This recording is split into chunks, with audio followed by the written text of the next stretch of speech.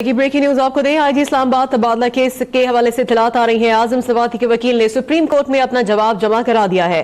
Chief justice ने remark दिए कि हमने जवाब पढ़ लिया है, यह सीधा 62(1)F का केस है, 62(1)F के तहत ही कार्रवाई करेंगे।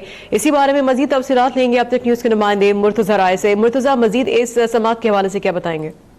जी बिल्कुल, आज ही इस्लामाबाद जिसमें वफाकी वजीर आजम सवाती भी जो बराह रास्त जो है वो मुलविस हैं, उस केस की समाअत हो रही है। और इस वक्त चीफ जस्टिस मियां साकिब निसार इस केस की समाअत कर रहे हैं और जो GIT पर जवाब तलब उनके वकील की तरफ से अदालत में जमा करवा दिया है, जबकि इसके साथ साथ वफाकी वजीर आजम सवाती मौजूद हैं, वो बैठे हैं अदालत में। इसके साथ साथ आईजी इस्लामाबाद भी अदालत में मौजूद हैं। चीफ जस्टिस मियां साकिब निसार ने आज वफाकी वजीर आजम सवाती के वकील से कहा कि हमने आपका जवाब पढ़ लिया है, ये 62(1)F का केस बनता है, हम 62(1)F के तहत जो है वो चार्ज करेंगे। अगर हमारा ये इख्तियार नहीं तो बताया जाए कि मुतल्लिका फोरम को हम हुक्म दे देते हैं, 62(1)F के तहत ही कार्रवाई करेंगे।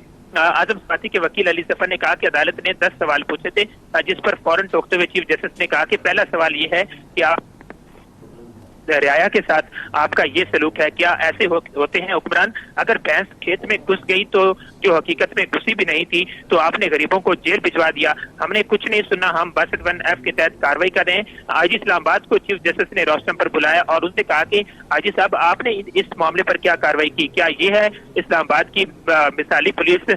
उसके बाद उन्होंने कहा कि आपने अब तक कोई कार्रवाई नहीं की। आईजी ने जवाब दिया कि मामला अदालत में जेर इल्तवा था, इसलिए हमने कुछ नहीं।